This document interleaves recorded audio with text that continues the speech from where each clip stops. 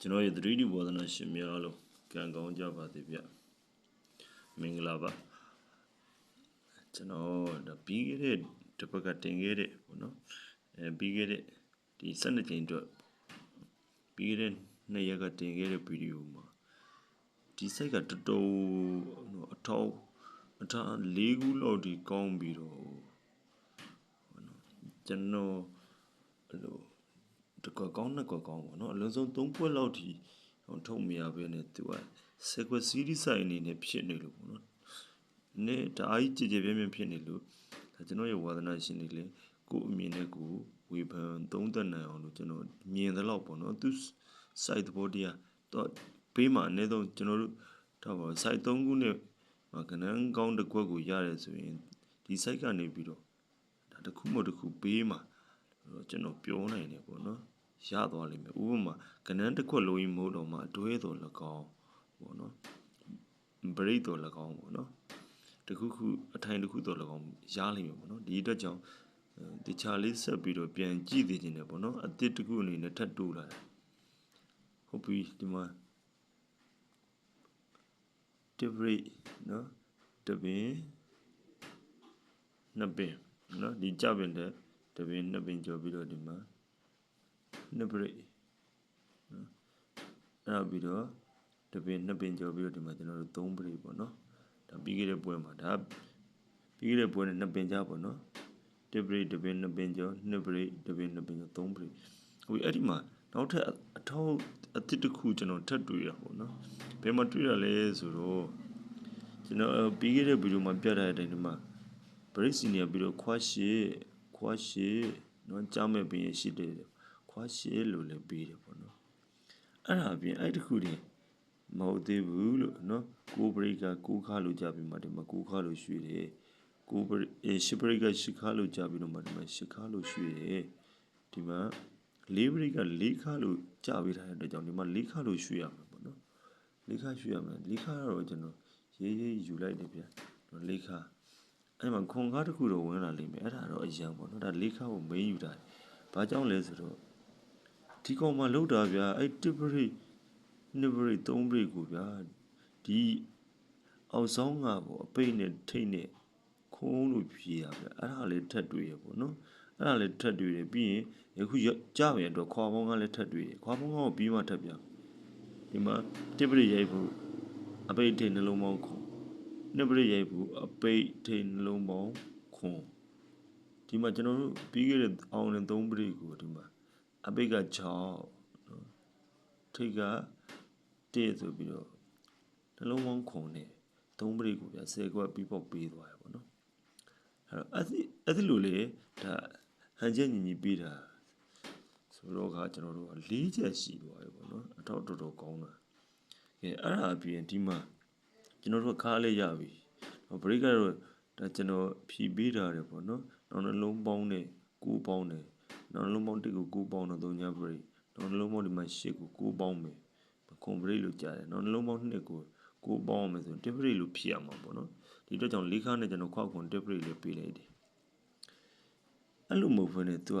လေးခါဝင်ပြီးတော့ဒီမှာ9ဘရိတ်9ခါဆိုပြီးတော့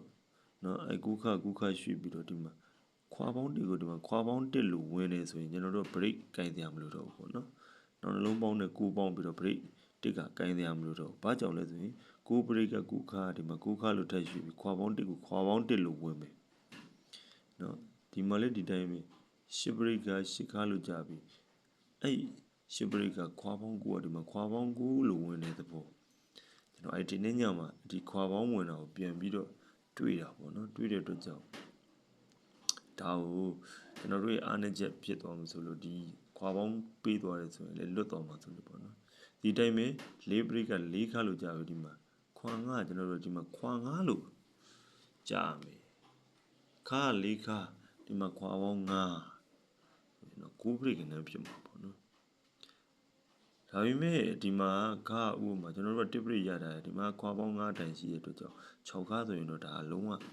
ကျွန်တော်တို့ပွာသီးလို့ပြောလို့ရတယ်နော်လုံးဝအပိုင်ကင်လို့ရတယ်10ခွက်ထဲကနေမှမင်းရွေးချယ်ပြီးကင်လို့ရတဲ့ဆိုင်မှုဖြစ်သွားမှာပေါ့နော်ဒါပေမဲ့ခွာပေါင်းနဲ့ကျ ကျွန်တော်တို့အောက်မှာယူတဲ့အတိုင်း brain နဲ့တော့ဟန်ချက်မညီပေမဲ့အထောက်ကညီးနေတာ၄ခုရှိရပေါ့နော်အဲ့ဒီ၄ခုနဲ့ကျွန်တော်တို့ဒီမှာ၄ခါကိုအတိုင်းအညီယူပြီးတော့ဘာလဲဆိုဒီခွာပေါင်း9ကဒီမှာခွာပေါင်း9ပဲဘာလို့လဲဆိုရင်ခွာ1ကခွာ1လို့ပြန်ဝင်တယ်ခွာ9ကခွာ9လို့ဝင်တယ်ဒီမှာခွာပေါင်း9ခွာပေါင်း9လို့ဝင်ရမယ်ဒါဆိုရင်ကျွန်တော်၄ခါနဲ့ခွာ9ပေါ့နော်ကနေကိုပြီးမှပြမယ်တစ်ချက်ပြမယ်နောက်တစ်ခုကဒီစိတ်ကတော်တော်ကျေပြန့်နေဆိုတာဘာလို့လဲဆိုတော့ခွာ1ကခွာ1လို့ယူဆလို့ရတယ်လို့ရှစ်ထိတ်3ပေဆိုတော့ခွာပါဝါဖြစ်နေတယ်ဒီမှာကွန်ထိတ်2ပေဆိုတော့ခွာပါဝါဖြစ်နေတယ်ဒါဆိုရင်ကျွန်တော်တို့ကခွာပါဝါဆိုရင်လေဒါယူလို့ရနေတယ်ပေါ့နော်အဲကြတော့၄ခါနဲ့ခွာပေါင်း9ရေနော်၄ခါခွာပေါင်း9ရေနော်၄ခါခွာပေါင်း9ရေပြီးရင်၄ခါခွာပါဝါခဏလေး၄ခါနော်၄ခါခွာပါဝါဒါ10ခွက်ပေါ့နော်အဲ10ခွက်ထဲမှာကျွန်တော်ဂျန်နေရတော့ပလေးထိုးပါနော်၄ခါခွာပေါင်း9ကိုအရင်ရှင်းပြလိုက်မယ်ဒီမှာ၄ခါခွာပေါင်း9နော်၄ခါနဲ့ခွာပေါင်း9ဆိုတော့အဲ၄ခါခွာပေါင်း9မှာလေနော်3ညထိတ်9ပဲကကျွန်တော်တို့ပါဝါအတွက်ဖြစ်နေတဲ့အတွက်ကြောင့်ဒီမှာလည်းတစ်ချက်3ည4 5လာတိုက်ဆိုင်နေပြီးရင်ခွာပါဝါနဲ့ဆိုရင်လေဒီမှာ3ည4 5တိုက်ဆိုင်နေဒီအတွက်ကြောင့်သူ့ကိုနော်တိုက်ဆိုင်မှုနှစ်ခုဖြစ်တဲ့အတွက်ကြောင့်ဒီတိုင်းပဲပြီးခဲ့တဲ့ဗီဒီယိုမှာကျွန်တော်တို့ထုတ်ထားတဲ့6လေး1ဆိုတဲ့ကဏ္ဍကဒီမှာ၄ခါနဲ့ခွာပါဝါဆိုရင်6လေး1 main ထုတ်ထားတဲ့ကောင်လေဒီမှာပြန်ပြီးတော့အောင်ကွင်ကြဖြစ်နေပေါ့နော်ကျတော့ဒီမှာဆိုရင်6လေး1 main နဲ့1လေး6အရင်နော်၄ခါခွာပါဝါဖြစ်တဲ့3ည4 5ဒီမှာခွာပေါင်း9မှာလေပါပြီးဖြစ်တဲ့အတွက်ကြောင့်ဒီပွဲကိုတော့ကျွန်တော်9ထိပ်ကိုပယ်ထားတယ်ပေါ့နော်အများသုံးလို့တက်တယ်ဆိုတဲ့သဘောကျွန်တော်မပြောချင်လို့ပေါ့နော်9ထိပ်ပယ်ထားတာဖြစ်တဲ့အတွက်ကြောင့်ဒါတော့ရေးကျွန်တော်ပယ်လိုက်တယ်ဗျာဖြစ်လာရင်တော့ကံပေါ့နော်ပယ်ထားတဲ့ကြားမှာ9ထိပ်ဝင်လာခဲ့ရင်လည်းမတက်နိုင်ဘူးပေါ့နော်9ထိပ်ကိုပယ်ထားတယ်ဒီမှာ3ည4 5နော်ပြီးတော့ကျွန်တော်6ထိပ်နဲ့နော်ကျွန်တော်ထိပ်စီနီယာနဲ့6လေးကိုပါဝါနှစ်ခက်ထွင်လေးလည်းလှလို့6လေးကို2ခွက်ရေးထားတယ်နော်ဒါ၄ခါနဲ့ဒါဆိုရင်ဒီကနေပြီးတော့ကျွန်တော်တို့အဓိက၄ခွက်ရမယ်ကျန်တာလေးတွေကတော့ကျွန်တော်ဝါသနာရှင်တွေကိုအုံတော့ကိုညံတဲ့ပေါ့နော်ပလေးအပြင်းပြီလေရှောက်ထိုးလို့ရတယ်ပေါ့နော်အရန်အနေနဲ့အကွက်တစ်ထောင်နဲ့ထောက်ရတာဆိုတော့ဒါလေးကိုတော့နားလည်ပြီးပါပေါ့နော်အဲ့လိုမဟုတ်ဘဲနဲ့ပေါ့နော်၄ခါခွာပေါင်း9၄ခါခွာပါဝါလို့မပြီးဘဲနဲ့ဒီ9 8ဒီမှာခွန်ခါလို့ကျွန်တော်လုတ်သွားမှလည်းကြောက်တာပေါ့နော်ခွန်ခါလို့လုတ်ပြီးတော့ခွာပေါင်း9ဒီကခွာပေါင်းတွေတိုင်းဒီမှာခွာပေါင်း9ခွာပေါင်း9လို့ချမယ်ဆိုရင်ခွန်ခါခွာပေါင်း9ရှိမယ်ပြီးရင်ခွာပါဝါနဲ့နော်ခွာပါဝါကိုပဲပေးတယ်ဒီမှာလည်းခွာပါဝါလို့ပေးပြီးတော့ကျွန်တော်တို့တွက်ထားတဲ့ခွာပါဝါကိုလည်းဝင်ပြီးတော့၄ခါမပေးဘဲနဲ့ခွန်ခါလို့ပေးခဲ့ရင်လည်းဒါအရန်အနေနဲ့ပေါ့နော်ခွန်ခါခွာပါဝါနော်ခွန်ခါခွာပါဝါမှာလည်း3ညခွန်9ပါတယ်လို့ခွာပေါင်း9မှာလည်း3ညခွန်9 990ပါတယ်9ထိပ်ကတော့ပယ်ထားတယ်ပေါ့နော်9ထိပ်ကိုတော့ကျွန်တော်ပယ်ထားပါတယ်ပြီးတော့ခွန်ခါခွာပါဝါမှာ3ညခွန်9ခွာပါဝါဖြစ်တဲ့အတွက်ကြောင့်3ညခွန်9ပါတယ်လို့မှာခွာပေါင်း9မှာလည်း3ညခွန်9ပါတယ်ဒီတက်ကြောင့်တစ်ခုရွေးချယ်ပေးထားတယ်ပြီးရင်6ထိပ်ဝင်ခဲ့ရင်အရင်အနေနဲ့6ခွန်9ပေါ့နော်6ခွန်9ကိုလည်းကျွန်တော်ကနန်းကြီးကြိုက်တော့မကြိုက်ဘူးပေါ့နော်နှစ်ပရိတ်ရောင်လေးတွေးတာရှိတဲ့အတွက်ကြောင့်နှစ်ပရိတ်ကနန်းဖြစ်တဲ့အတွက်ကြောင့်ထည့်ပေးလိုက်တာဒီခွန်ခါနဲ့ကနန်းမှာဆိုတော့3ညခွန်9တော်အားကောင်းတယ်ပေါ့နော်ကျန်တာလေးတွေတော့ဒီ9ထိပ်ကနန်းကလွယ်ပြီးတော့ထိပ်ပိုင်းလို့အပိတ်ပိုင်းလို့ရတဲ့လူတွေကတကွက်ကောင်းဒီတရားရပါတယ်နော်တခြားနေရာတွေကနေပြီးထိပ်တော်လည်းကောင်းနှလုံးပေါင်းခြင်းတော်လည်းကောင်းအပိတ်တော်လည်းကောင်းရှာနိုင်လေဒီ site ကနေပြီးတော့နော်တကွက်ကောင်းပြန်ပြီးတော့ထွက်နိုင်ပါတယ်ပေါ့နော်ကျတော့ဒီမှာခွန်ခါနဲ့ဆိုရင်3ညခွန်9နော်6ခွန်9ပေါ့နော်ပြီးရင်ခွန်ခါခွာပါဝါလေဒီကနန်းထန်နေတယ်ပေါ့နော်ဒီ6ခွန်တက်ကလိုက်တိုက်ဆိုင်ပေါ့နော်ကျွန်တော်တို့ အောက်မှာကဏ္ဍဒီကဏ္ဍကိုနော်ရှေးခွန်ချကိုရှေးခွန်3နှစ်တဲလို့နော်လုံးဝသူကလင်နာသဘောတရားအရာပေါ့နော်တမယူကြဖြစ်စဉ်အမှန်လေးအတိုင်းရိုးရှင်းရှင်းပြီးမယ်ဆိုရင်လေ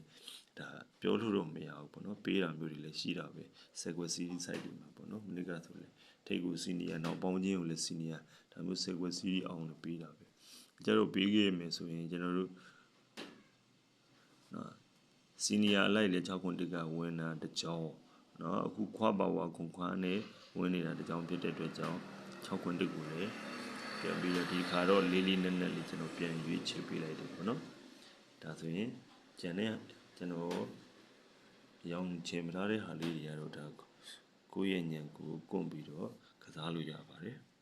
အဓိကအနေနဲ့ကတော့နော်ဝန်ကားနဲ့တကွက်2ကွက်နော်3ကွက်4ကွက်ဒီတိုင်းပဲ4ခါနဲ့တကွက်2ကွက်3ကွက်4ကွက်နော်ဒါဆိုရင်ကျွန်တော်ယခုပြောတဲ့စာလေးတကယ်လေခြေပြန့်နဲ့ထုတ်ထားလေးကောင်းတဲ့လေးနဲ့တဲ့အတွက်ကြောင့်ဒါလေးကိုဝါသနာရှင်ရဲ့ဉာဏ်နဲ့လည်းပြန်ကွန့်ပြီးတော့သုံးသိချင်ပါတယ်ပေါ့နော်ဒါဆိုရင်ကျွန်တော်ယခုပြတဲ့စာလေးကနေပြီးတော့ကျွန်တော်ရဲ့ 3D ဝါသနာရှင်တွေအားလုံးပဲကံကောင်းကြပါစေခွန်လပ်ပါခင်ဗျာ